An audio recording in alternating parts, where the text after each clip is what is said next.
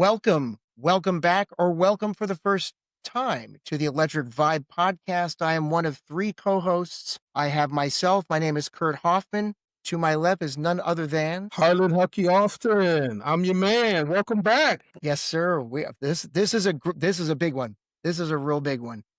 It sure Mr. is. JD Silva, the Electric Man, sir. Yes, good to How are see you you doing? all. I'm doing well. Likewise. Hope you are too. This is exciting. Can you It tell us sure is. what? Can you tell us why we're here today, Jay? I certainly can. Everyone, in March of 1987, Prince released what is arguably his best and most creative album, Sign of the Times. An epic, sprawling double album, Sign of the Times further solidified Prince's standing as this generation's most prolific and talented musical genius. Later that year, after completing the exciting Sign of the Times European tour, Prince released his concert film of the same name to critical acclaim. That's what we're here to talk about today. This month, Sign of the Times is having a limited theatrical release in select cities across the United States. And to help us commemorate that event, we're honored to have several key participants who were instrumental in the creation, the staging, the performance, and release of the Sign of the Times tour and the movie. And we're just beyond excited. If you can please help us welcome our very own Hucky Austin, who was head of security on the tour, on the Sign of the Times tour and protector of Prince. We have Matt Blistan, trumpet player and performer on the tour and in the movie. We have Hayley Drinkall, who's the manager and friend to the late and beloved Cat Glover, who was Prince's choreographer, his dancer, and his muse. We have possibly joining us shortly, Greg Brother Brooks, who was a friend, security specialist, dancer, and performer on the tour and the movie. And we have with us special guest Albert Magnoli, acclaimed film director, screenwriter, and editor, who directed additional footage for the Sign of the Times movie, and for those of you in the know, also directed Purple Rain. We may also be joined by Eric Leeds, who is saxophone player, longtime collaborator with Prince, and member of the Sign of the Times band. And I hope that you'll all help us welcome these guests to the Electric Vibe podcast. Good evening, all. Good evening. Good evening. Good evening. Thank you for that warm introduction, Jay. It was my pleasure and well-deserved. So we're going to have a great conversation today. We appreciate you all taking time to discuss Sign of the Times. It's a pretty important and significant thing with it being re-released in the cinema. And I just kind of wanted to start out, and maybe we can start with you, Hayley, and you can let us know what this re-release means to you. Really I think it's good because a lot of people talk about Purple Rain, and especially with Celebration, etc. And I think sometimes Sign of the Times can get lost in that. So the fact that it's out there and it's in cinemas and people are going to see it. I mean, the messages that I've had tonight alone, people are sending me pictures. They're all in with their friends. It's like a real event for people. And they're taking, the younger ones that haven't seen it yet kind of thing as well. So yeah, it's great that it's out there in IMAX. We're getting it in a few cities over here as well. Great. So Excellent. yeah, that's good. Albert, how about for you? The significance of Sign of the Times and having it back in the theaters again. Can we get your thoughts? Well, the interesting thing is back in 1987, when we did the movie, there was no expectations that it would even get distribution at the time, because you have to realize that in 1987, concert films weren't being accepted by the studio system and they weren't being distributed.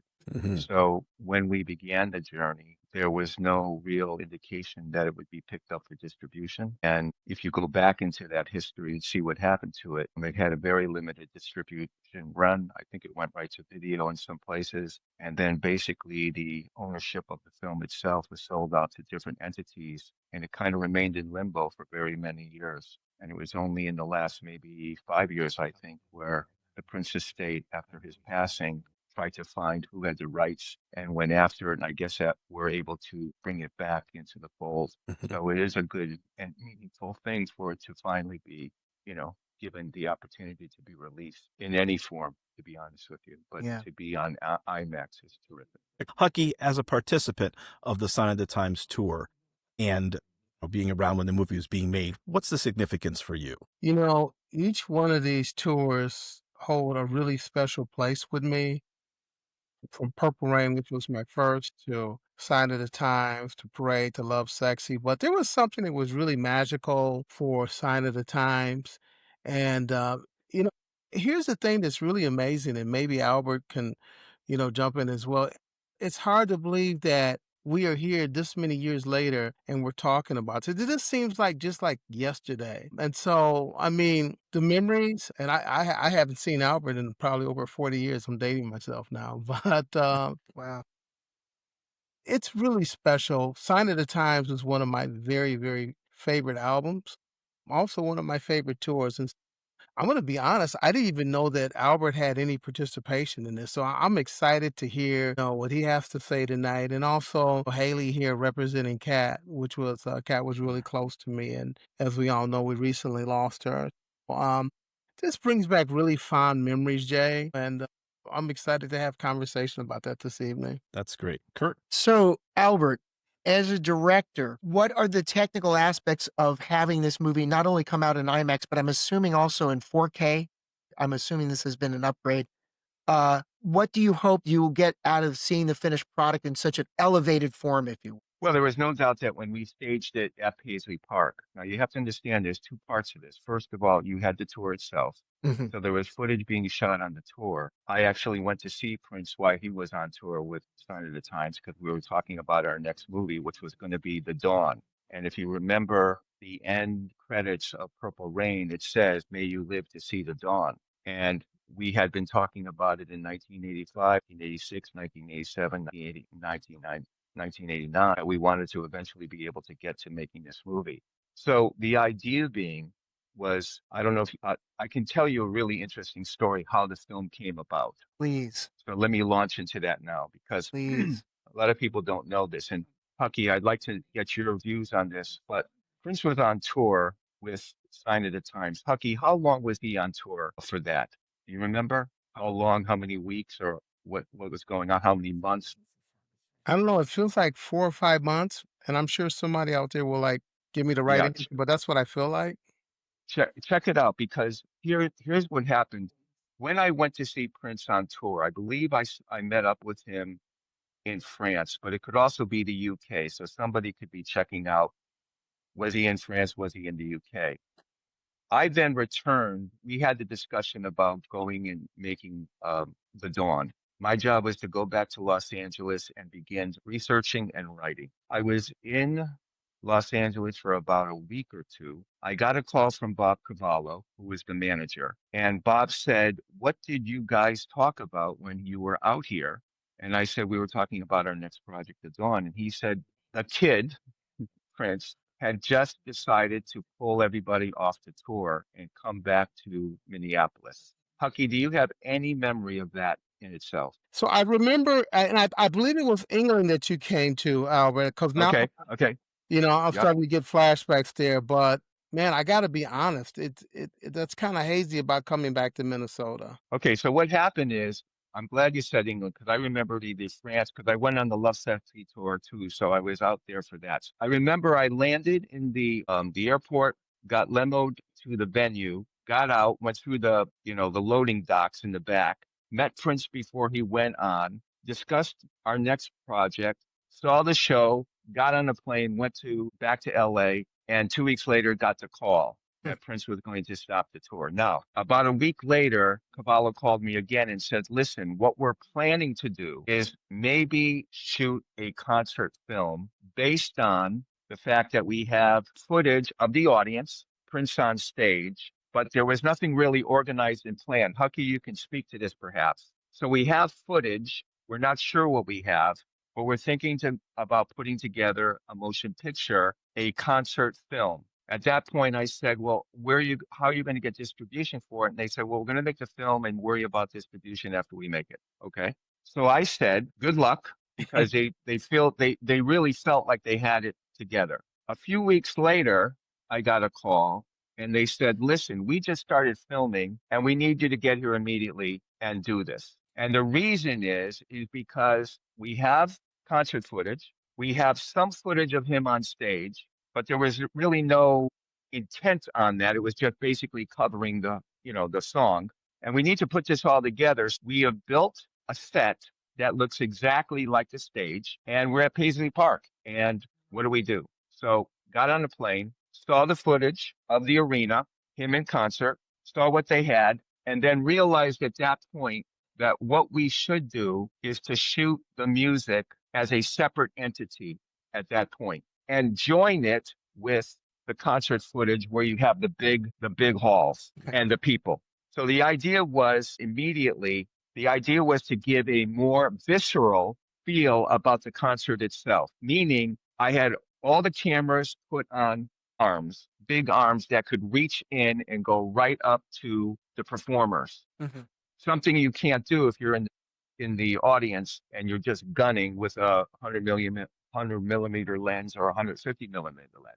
So the idea of being able to concentrate on the music, have it performed, have those cameras be right up in them while they did it, put that footage together, marry it with the big shots. And then when I started seeing how that was coming together, we were able to bring some people into Paisley Park so I can get some audience reactions very quickly. And the other task was trying to understand how we could do some type of narrative on this.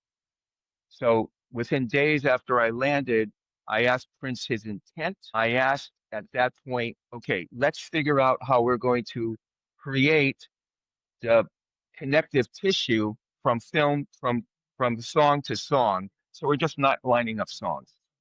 We're trying to do something special in here. So immediately I got the concept, started writing, and you can see where in between the songs, we have little vignettes, I call them. I remember we built a set that overlooked the stage so that we can move up on behind Cat and go right to the stage. That was created at Paisley Park. All of it was really created at Paisley Park. Go ahead, Hucky. So I remember the movie felt more like theatrical experience more than just a concert. Was that always the intent? What happened was when I got there, the idea was once I understood what Prince's intent was, which was, what do we do? Basically, like, God, all right, I came off tour. We have this footage. How do we get something that can be done? Because, see, the interesting thing, there's a business aspect to this. When you pull a tour, when you cut it short, you have already collected money from licensing agreements and everything else. Now, your contract is to finish the tour. You don't finish the tour, you're on the hook. You got to pay people back. Mm-hmm. So they now realize, Cavallo, Ruffalo, Fargnoli, they realize, wait a second, we have to figure out a way to bring income back so that we can pay off these people, the vendors, the people that bought licensing, for merchandising and everything else. So the film was intended somehow to generate enough capital to pay that liability that came up instantly. So the idea was, okay, you have songs. Instead of just showing a song, showing another song, showing another song, what we do is create these little vignettes to create this feeling that we're in some kind of mystical land and we're joining these songs thematically with some type of vignette up front of it. And that was, so Kurt, can you hear me? when I got there, I think I got there on day 3 after they had started shooting and then basically said, okay, we have to do it this way. Now, because I'm working on the Dawn, to me, this was not a motion picture. This was going to be a concert film with vignettes. At the same time, Prince was using it as a marketing tool because, as you know, he placed You've Got the Look in the middle of it, which was a video. So it was never, it was kind of a hodgepodge. And I said, listen, one of the things I said right away to Bob Cavallo, I said, I will do this without credit because Prince has a thing here. The footage, it's a great album. You got great footage from Europe. We're going to create great footage here. But basically, I would just want to serve the vision here because this isn't really a motion picture so much as we're trying to do something here that is a little crazy, these vignettes between songs. It will be fun. We have enormous amount of talent in the kids. Enormous. Cat being one of them, obviously. Yes. Bringing Sheila E. in. I mean, it just had so much going for it. And fortunately, Cavallo Ruffalo Fargnoli was able to get me the artillery, i.e. the cameras, and the telescoping cameras so I can go right in on people. So I had all the artillery I needed. So the idea was, let's make the most visually compelling picture we possibly can in the time allotted, which was not long. We're talking, Hucky, if you could remember, I'm thinking we had maybe 3 to 4 or 5 weeks where we just went crazy, filming, getting that footage. At the same time, the editor, Steve Purcell, I believe he's the editor on this. I worked with Steve a number of times, so I'm sure I worked with him on this. But Steve had a great way of editing. He would take a master of every song, and then off that master, start adding all the cuts. So he created an extremely dynamic and visceral experience, like instantly. So he had the best master, then he would take the best inserts and build accordingly. So he was cutting while I'm shooting, and I'm able to see what we're doing. I'm able to grab, again, because we're in one space and we control the space. We didn't bring the kids in until after everything was done, just to fill out other shots that I needed. So we were able to line it all up and get it done in record time, really. And yeah, so the business reason for the existence of the film in the first place was to try to make up for whatever liability to the licensing people, the vendors, and everything else when you have a tour stopped in midstream. The other thing is once you've done that and you're given the opportunity to have resources, i.e. filmic resources, to be able to get in there and really create something like building blocks and go through. I'll give you an example. In the opening of the show, you've got Kat in an alleyway that we built on Paisley Park arguing with drums, with somebody with drums. And it was all so that was written. That was something that I said to Kat, Prince, okay, let's do this, because what I'm looking for is to get into that and then get that camera to move into the big sound system as the drums start, and that pulls us onto the stage in Europe to start Sign of the Times, the song. Yep. So if you remember that shot, I come off and we're just moving into this big, and it's lit up, and I go right into it, and now we're on the stage. So these are the vignettes I'm talking about creating this life to give the music an extra bit of life. Yeah. And Albert, I want to talk about that for a minute and just ask Hayley. Albert's talking about the visual and the visceral. Kat was such a big part of that, Hayley. You know, the visuals in terms of all the marketing material, the cover of like the 12-inch when people thought that was Prince. Can you talk about that overall experience? Was it Prince? Sorry, no, that wasn't Prince. No. And can you also tell the story, Hayley, about how Kat came to Prince? Yeah, she was friends with Devin DeVasquez, sorry if I haven't pronounced her second name properly. And they went to Prince's house. She got invited to a dinner or something like that it was. And they went to a club. I can't remember if it was Viola or not. And Prince said to her, will you dance with me with the next song that comes on? And she said, yeah, sure, And I think it was Simply Irresistible, Rob Palmer, if I remember right.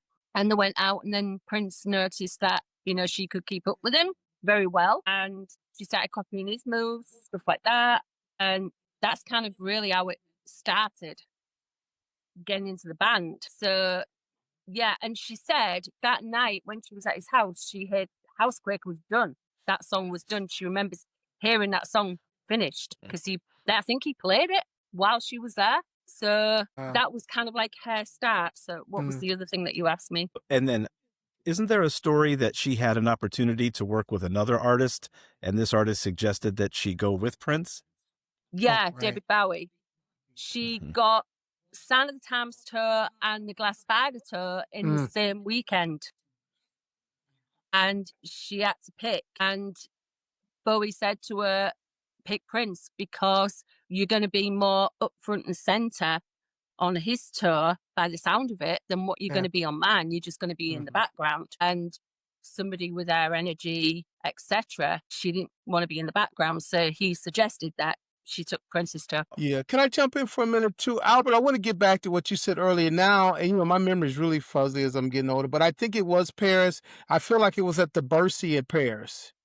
Okay. Because now I'm remembering all the extras and the dancers and stuff. And then when Hayley started talking, I was like, okay, now I'm visualizing this. I can see Kat. So I think it was at the Bercy, and it was in Paris. Yeah, okay, because I was on Love Sexy and I came back again and it was the same thing. Plane, limo, backstage, in, talk, out. So, it's all that stuff went on very quickly. And there's a lot of haziness. But one thing about Cat Glover, let's be honest, terrifically charismatic, unbelievably, undeniably talented, magnetic.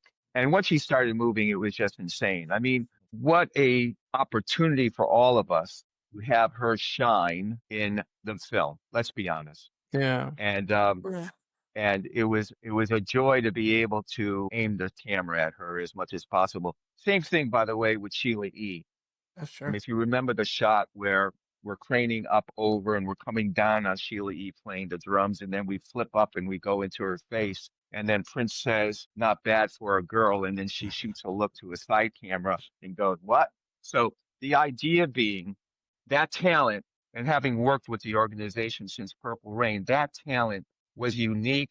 And I always felt that it was extremely important to showcase that talent as much as possible because it was just so good. So Albert, I got a quick question, I want to ask. I want to ask Matt something after we're done while we're here. So you, like you said, you worked with Prince during Purple Rain, but I guess I want to know, was there moments during the shooting that even surprised you with Prince's performance? Are you talking about Purple Rain or Sign of the Times? Sign of the Times. Yeah. Having worked with Prince already on Purple Rain, nothing surprised me in Okay. terms of his performance because back in that day, um, I could count on Prince to do the following. One, write a song in 24 hours, which I have a great story about just a great story about how some songs got made in such a short period of time. But he was always considerate and disciplined to understand that his performance is enhanced by allowing the camera to be where it needs to be, and he needed to be there too. So it was never about, I'm over here and I'm just too busy and you just have to find me. No. If we designed a shot and it was like hit that mark and the camera's going to hit that mark at the same time to get that punch, he was 1000% willing and able to hit that mark no matter where he was on stage to get that shot to work. And so that was always one of the I feel a unique gift that he had, that he could think not only as a performer, singing and dancing, but also having a true understanding of how enhanced everything can be if the camera is able to hit the mark when he hits the mark. So it was always a joy. Jay, maybe you can get Matt in here. I know we've been losing him in and out. I'd love to, while he's here, hear what his thoughts are.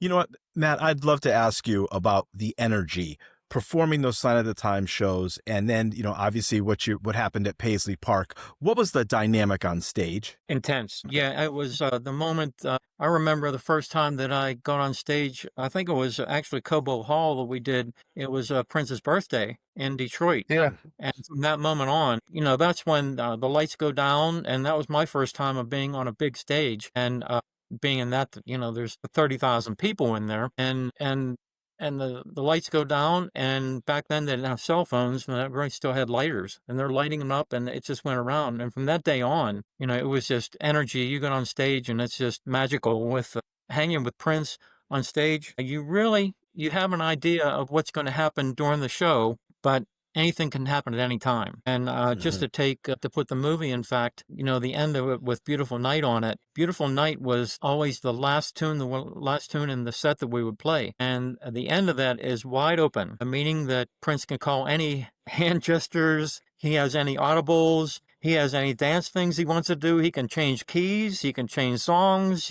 anything. So, the energy, and you always have one eye.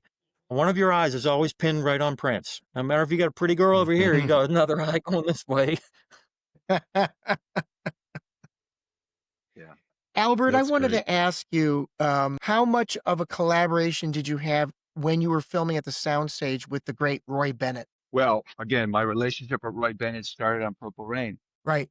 And there was no doubt that I had seen Roy's work prior to Prince. And then, of course, when I got involved with Purple Rain and I went through a lot of footage, I saw I mean, it was just unlimited talent. And one of the things that was always going to be hard was blending the film, what I call the music lighting for staging with movie lighting. And Roy was consummate in entering a new field and working with the DP who is responsible for making sure the footage looks right for the movie on a film. And, it's all about f-stops, F11, F2, F4. You have to have enough light, uh, uh, theatrical lighting for a show doesn't necessarily have to illuminate anybody. It can illuminate the whole stage, but it's not necessarily going to illuminate a face, an eye.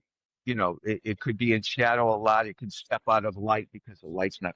So you're constantly working out the dance between the movie lighting and what I call film lighting and the concert lighting.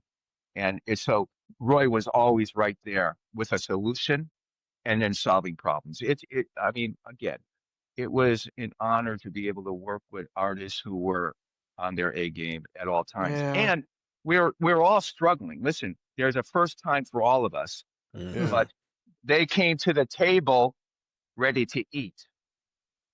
They came to the table ready to be beasts, i.e., wanting to do the best job we possibly can. Again, in the time allotted with as much discipline as possible. So it was always a joy. And so, yeah, Roy Bennett, fantastic. Hayley, Go ahead, Jay.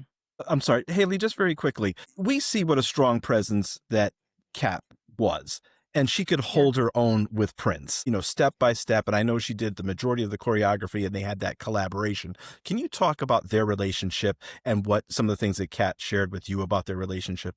I mean, the one thing that she always said was that, you hear rumors that, we had something going on, which we didn't. We kept it professional. And then she used to say, it's great after all these years that people are still talking about that aspect of it, that, we were good actors, and she said, to be like around him and be in his environment and really kind of like, and I can say the same with me and him as well, is that she would be given a chance to do things that she didn't imagine she would get, and it was all about with him, same was for me as well. I can say the same about, what have you got?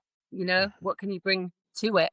And she said, the opportunities that he gave me and, letting her rap, doing the choreography when she was kind of like, she said to me when she was auditioning the dancers, I think 300 dancers, and they got her a translator and she had to narrow it down to about 12 or 15, I think it was. And just to be given that responsibility and for him to trust her like that, she just said that was something she didn't expect, But she said a lot of the time stuff was going on and I was asked to do stuff and I didn't know why. And then it all kind of came together when everything, when the music was put together and the vinaigrettes put together. Just sometimes we'd shoot stuff and I didn't know where it was going. And then it all got together and she'd be like, oh yeah, cool. And she just said just to be the freedom of that environment that he gave, I think he gave out everyone really was, she said it was just, she knew she made the right choice, even though she loved Bowie. That's what she'd say. Yeah, that's the right true. choice. Mm. Yeah. The one thing that Prince was capable of doing a lot was if he trusted you and you knew he could unleash your talent. And that's extremely important. He wasn't concerned about ego. He was concerned about them representing themselves and the music as wonderfully as possible. So he was always creating a foundation and an environment in which that could blossom. Now, listen, he was an extreme taskmaster. They had to rehearse every day. The show was great. They would rehearse again. The show was great. That next night, they rehearsed again. I was in a lot of rehearsals. It got tense because he'd say, are you supposed to be over there? I think you were over there. No. And so he kept making sure that everybody understood their place. But like it was said about being on stage, once you're on stage and you have 30,000 people screaming, it just explodes. And so the basis of what you need to do is there. And then you've got this whole other element of being able to react to the audience and take it in because you've given such a strong foundation and you can work off of that. Yeah. Yeah. Albert and Matt, I got a question. Listening to to what Haley said and then listening to Albert, it's had this ability to really tap in to help an individual to be better than they ever thought they could. And I can tell you from personal experiences with me, he would have me do things. And I was like, I can't do that. But he had a belief that I could do it. And so, Matt, I think about you as a musician. Albert, I think about you, as a film director. Did you ever feel that way? Did you ever get that as well? Oh yeah, definitely. In the studio, Eric and I worked on a ton of work in the studio with Prince, and Prince would be at the control board, and Eric and I would be in the recording room, and he would be singing us the parts that he would want us to play, and it would be, the track is going along, and he's gonna da da da da da. Okay, you guys got it? And that's like, holy, he put you in a spot here, and can I do this? Well, let me get my training because I went to college and everything, like Levi and everything. Those are the street guys. That's how they grew up. And you sing them something, they can play it. Yeah. Now I went to college, so I write it down and I can play it. So he would sing things, and I'd sort of scratch them down. That's how I could relate to what he was saying, and do that. But I could not have done that or I wouldn't have done that unless I was pushed. And he really does. He push you to make you be the best you can be. And he always did that in the studio, everywhere. Amazing guy. Well, like Matt, I was formally trained. I went to USC Film School. And so that was my foundation. I never felt like I had to be pushed to do anything. I got in there like a crazy person and wanted to just do as much as possible as quickly as possible. So, it's all about energy. And I think one of the things that happened between us and Prince, as soon as we got together on Purple Rain, within 20 minutes of meeting each other, we took a long drive in a very dark field at night. I didn't realize at the time that I didn't know where we were going. I thought we left the planet, to be honest with you, because there was nothing but darkness and two headlights on some road somewhere. And I learned later the next day that we were driving through farm country, so there's no lights. Yeah. So I did, where are we? Okay. So the idea being, we were fortunate that we hit it off so quickly and we were able to just go deep. One of the first questions in Purple Rain, when he said, why is it important for you in the film that I get hit by my father? Because I had mentioned that when I told him the story of what the film would ultimately be.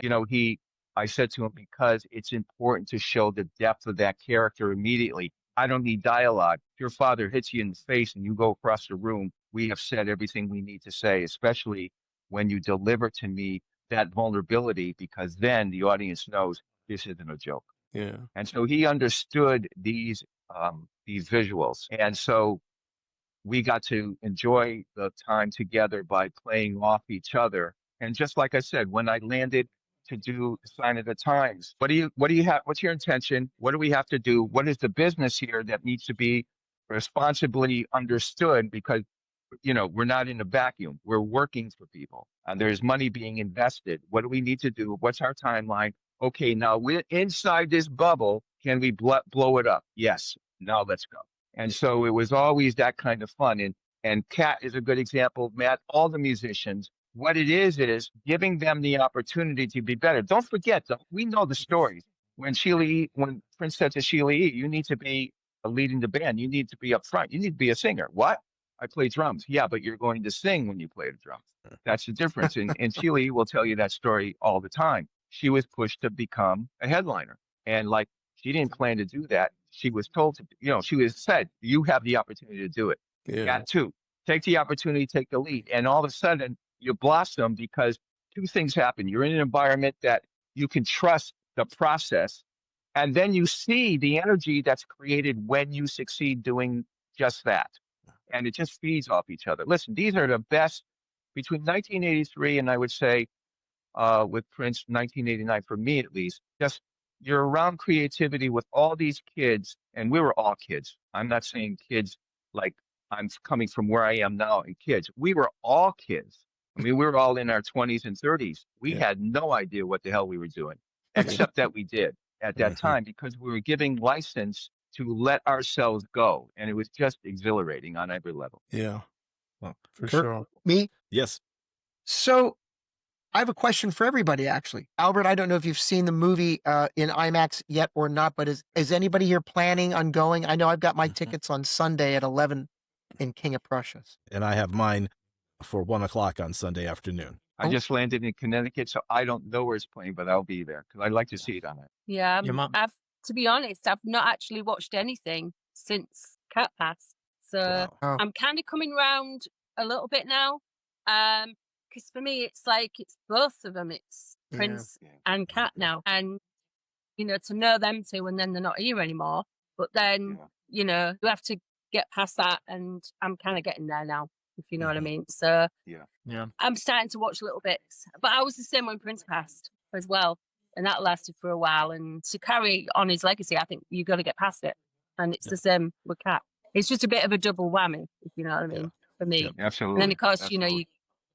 who I Yeah. was Yeah. talking to, waiting for him to call me back, and then it was posted on Facebook that we'd lost Wally and Bonnie, and it's crazy when I think about the band now Yep. Yep. Yeah. and who's left. I Yeah. just wouldn't have imagined it, not in a million years. But I'm getting there. I'm getting there, definitely. Yeah, I got to Matt, tell how you about you? that Will you the be Cat. seeing the film? Sorry, go ahead. I'm sorry, go ahead. No, go ahead, Matt.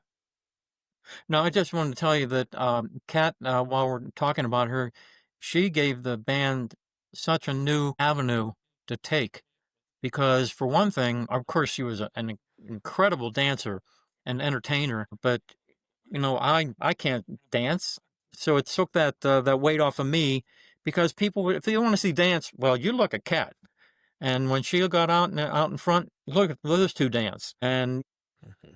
besides that, look at the brothers too. When they were dancing, when they were out there with Sign of the Times, they were that was the shit. They knew what they were doing. So it took the weight off of Eric and I. We were the white boys in the band. We can't dance. But you were some bad white boys, Yep. man. And I assume that there was a connection with Eric. But how did you get in the band?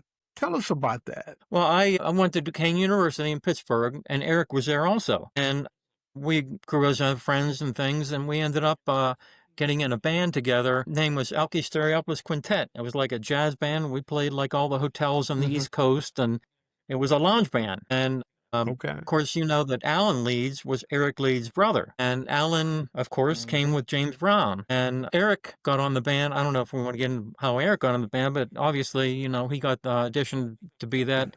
And then, from what I understand, said something to Eric about, hey, do you know a trumpet player? Because he wanted to add trumpet to the Revolution along with the addition of Eric on there. And Eric said, well, I just happened. Eric played together probably for 15 years prior to that.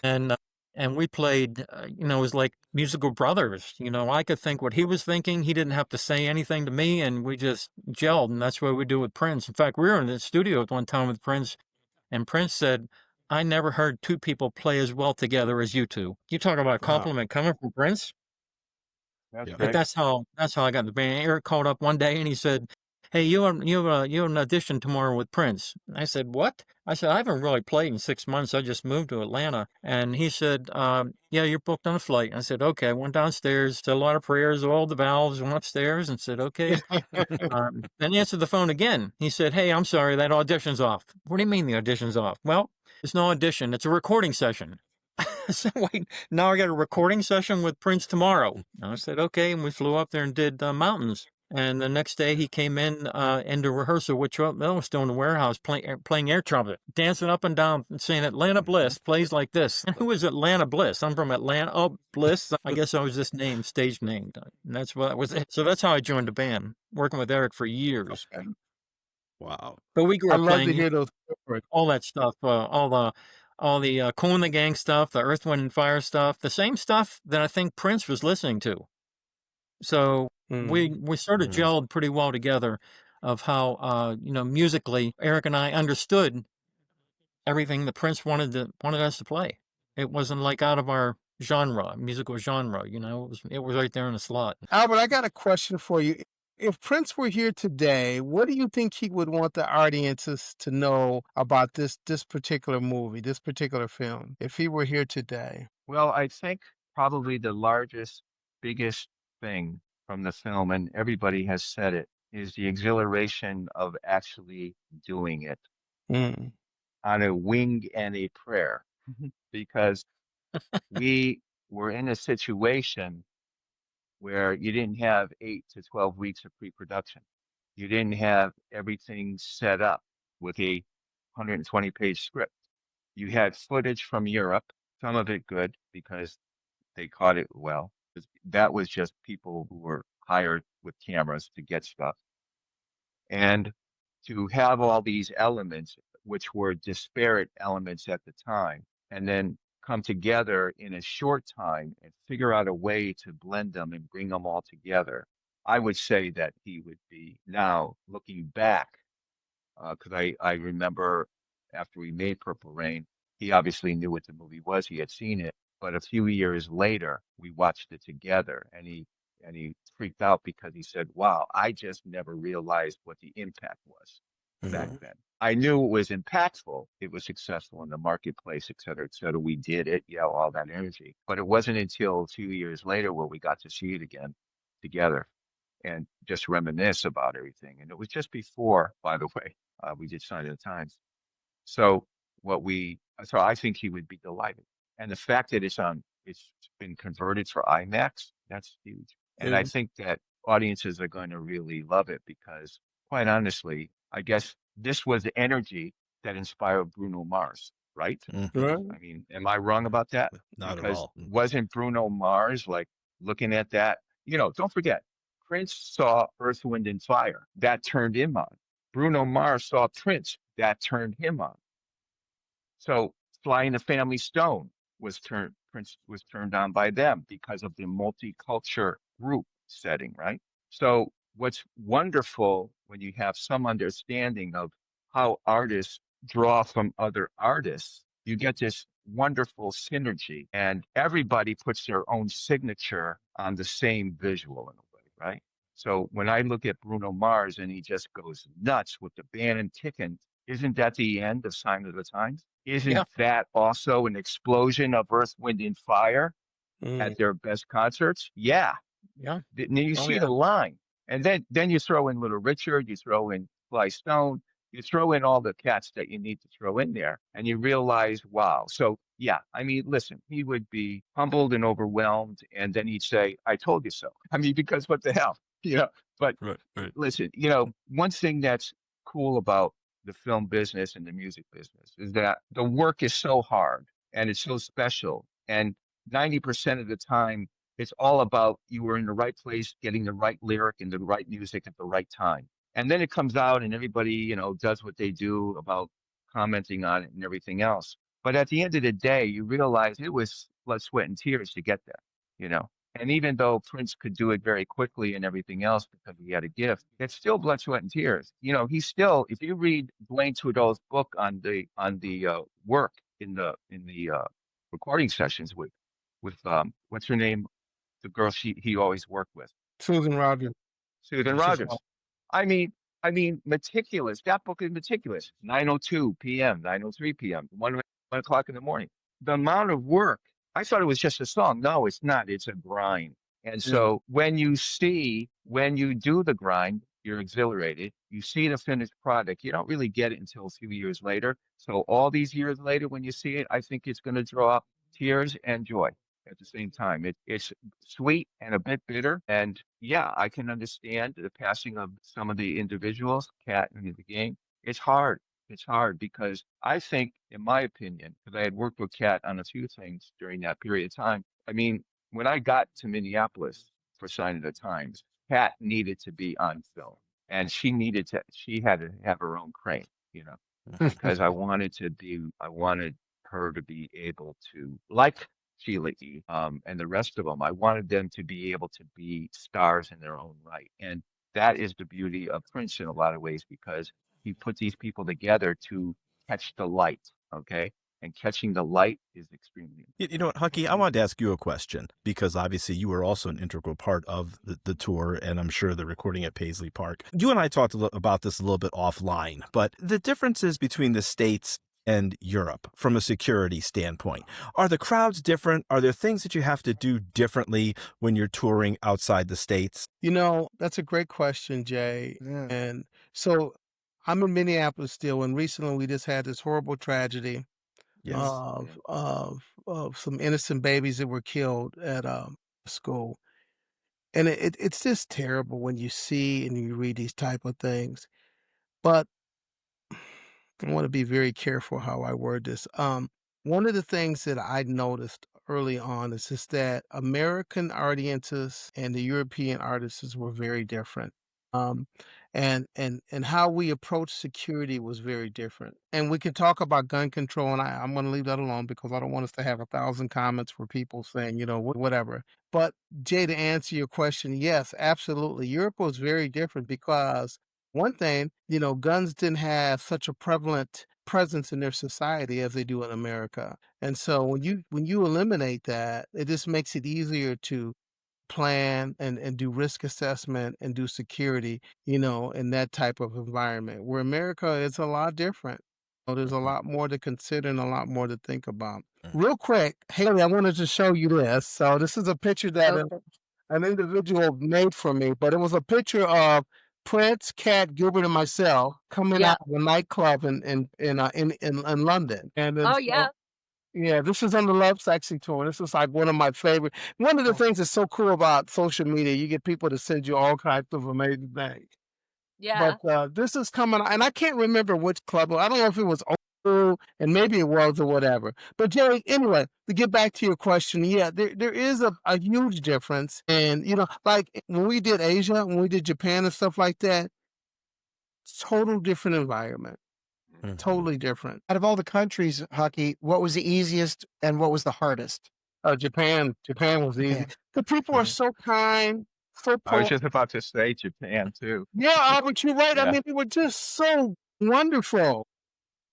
Well, yeah, I mean, first of all, it's an ordered society, right? They, they're very hesitant to even cheer. So that's fun. Right. The police show up with white gloves. Okay. That right away, and they're all impeccably dressed in their uniforms. And they're all thin. They're all lean. So it's extremely disciplined and militaristic, but you feel so totally safe that when you said what's the Japan for sure. And I agree with what you say, Hucky. I mean, in Europe, the crowds are different. Yeah. You're not concerned about getting hit in the head.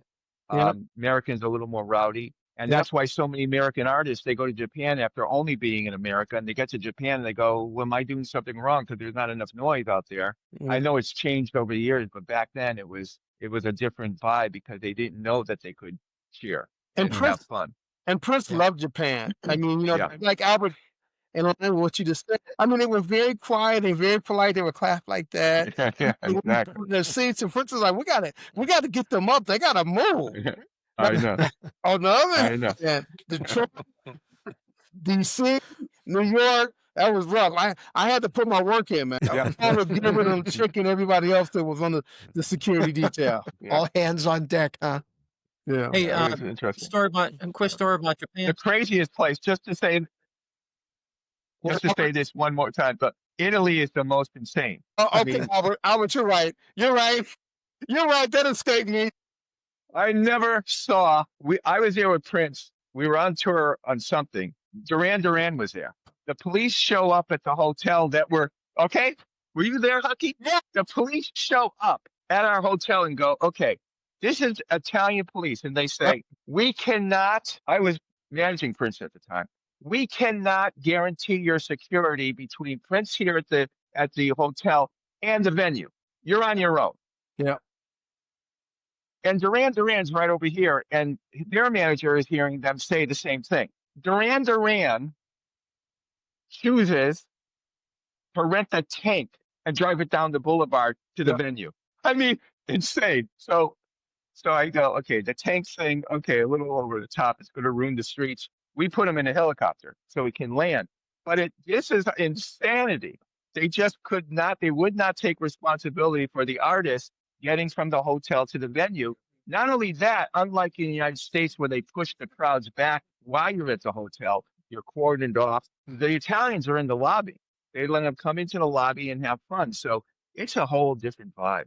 And Jay, I have pictures, so let me know so we can get these up for the episode. Exactly what Albert's talking about. So it was in Milan. So it was Milano. So I have pictures for that. Excellent. My God. I'm sorry, you wanted to say something? Yeah, when Matt? talking about Japan, when we were playing Japan, we played outdoors and it was pouring down rain. And we came out on stage and we were doing the show anyways, and everyone out there had umbrellas. I mean, it was a sea of umbrellas. And within 30 seconds that we started playing, all the umbrellas went down. And that's just how polite they were. From behind, they didn't want to block anyone's view or anything. They all got soaking wet. That's the way they were. Well, Was that Yokohama, Matt, or Osaka? I can't remember, but I do remember the umbrellas. I don't remember which one it was. Yeah, I I'm think thinking it was Osaka, Yokohama. but I could be wrong. Yeah. That was something. Matt, And of I course, you had get in another the quick cabs, all question the for you. cabbies have We white were gloves talking. on. Yeah. Yep. And they had bullet trains, and that was like fun. I mean, what? The train lifts off the track and it just goes? It was, staggering. Yeah, that was amazing. Yeah. Yeah. Matt, can you talk about the camaraderie in the band, being one of the band members, the camaraderie when you guys were traveling together? What was the dynamic with you all? Well, I got to tell you, from when Sign of the Times, that band with the brothers in there and with Cat and everything, it kept Prince in stitches the whole time. And not during shows, but during rehearsals.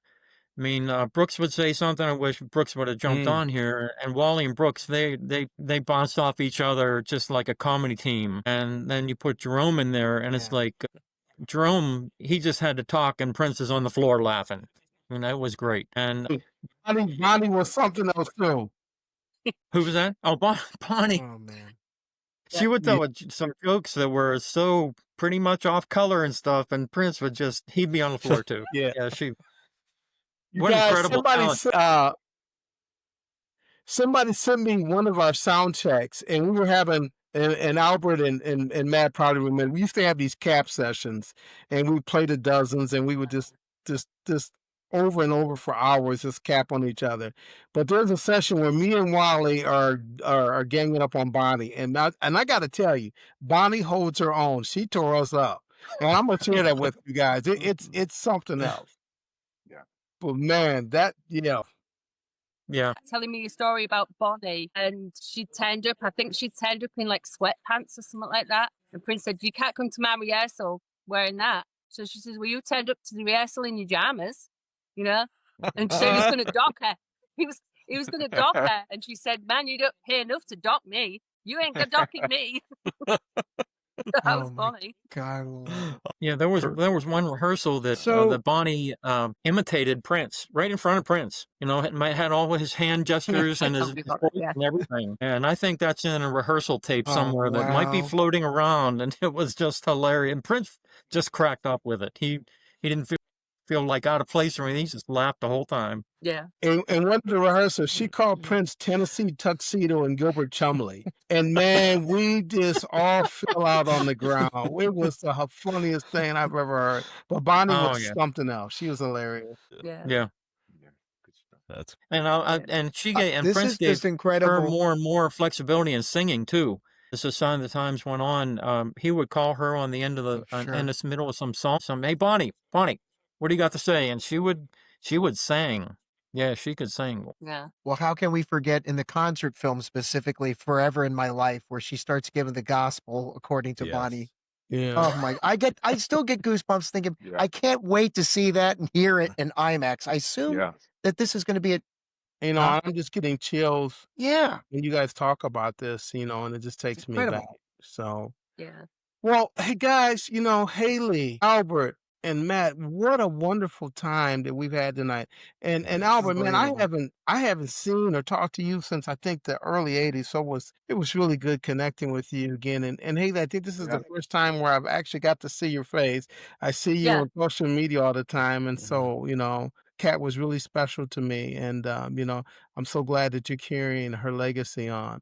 And Matt, my buddy, I've seen him over the last couple of years, but man, it's so good to see you again. And then once again, I got my two brothers down here on the bottom, and we're doing our thing. But we really appreciate the time that you guys have taken out of your day to hang out with us. This is really special. And Albert and Matt, we were fortunate to be, around greatness. Around greatness. Yeah. Yes. And so all of us obviously contributed to our own rights. Albert, you've been obviously very successful, Matt as well. But, you know, the fact that we were able to be around greatness, what a wonderful thing that we all have in common. So Yeah. that's what I got. Oh, I just happen to have a Yeah, copy Matt, here. tell me what you. Uh-oh. It's a Mind Body Trumpet. It's actually a trumpet book for that. A lot of things I learned with One more Prince time. to play trumpet. And Okay. yeah, it's on my website, atlantabliss.com. And a lot of Prince people like it. I autograph it, and you know, it has some pretty cool stuff in there Yeah, you do. with Prince, and it's really for. I'm getting into colleges now with trumpet players and getting them started on some things and exercises that I didn't know until I got in with Prince. And you know, you play too much, and this develops too much, and it doesn't work. I didn't know that. Great. We were, you know, we Thanks, were man. We appreciate working. Haley and Albert, what do you have coming up on the horizon? Well, for me, I'm kind of concentrating on what we're going to do for September because it's going to be a Yes. year already, which is like Yeah. insane to think it's been a year. Wow. And then I get asked a lot about merch, and you guys know what I'm like about merch. I'm touchy about it. People are saying, you know, I make stuff, I do stuff myself, but it's a different thing selling it out. So I don't know, things to think about, you know. It's kind of strange because it's gone by so fast. Yeah. That makes sense. Yeah. No From kidding. like last September to what I've been doing since then, you know, something to think about. I think maybe kind of like things that we already had in place that we didn't get done, maybe do that. So see how it goes. As far as September's concerned, I've been liaising actually with Morgan Park, Kat's former school, when she was okay. young. Oh, yeah, And right. fingers crossed, we have got something really special coming up. And to give you a hint, it's probably going to involve a marching band. Okay. So Wonderful. Okay. they actually, when I contacted them, they didn't actually know that Kat was a pupil at their school. So the joy that they've got, you know, and they Sure. made this poster, which I posted the other day on our socials. All the kids got together and made this like collage and everything. And we're hoping that maybe for the school that we can maybe sell that and raise money for the arts department for the school. So Excellent. I've got that stuff going on, right? That's Fantastic. great. Yeah. Fantastic. Albert, sir, what do you have coming up on the horizon? Well, you know, it just so happens, I mean, talk about synergy. It looks like I will be doing a project with Bob Cavallo and Joe Russell. Wow. So stay tuned, and it has to do Wow. with Purple Rain. So we literally over the last 5 weeks have been discussing it, and I'm inches away from finishing what I have to finish now, and I'm going to jump into it. So stay tuned. Next year we'll have something for you. That's great. Okay. Excellent. Cool. Jay, you want to take us out, sir? I will. So once again, I'm going to give our thanks and extreme gratitude to Matt, Haley, and Albert. This has been special for us, helping us commemorate the cinematic re-release of Sign of the Times in IMAX. We love the stories. We're grateful for your time. We're all friends of the show, and we're hoping that we're going to see you again, you know, to plug various things or just to get together and have a great chat. So thank you again very much. Absolutely. If you, ladies and gentlemen, if you like what you see and hear, please do us a favor. Hit that like button, hit that subscribe button, subscribe to the Electric Vibe podcast. Every bit of support that you gives us helps us to continue to bring great content with great guests like we've had tonight, and it's certainly our pleasure to do so. Once again, thanking our special guests tonight. And what I always like to say at the end of every show is when the universe comes knocking, you have to answer the door. Good night and peace. Peace. Thank you. Peace.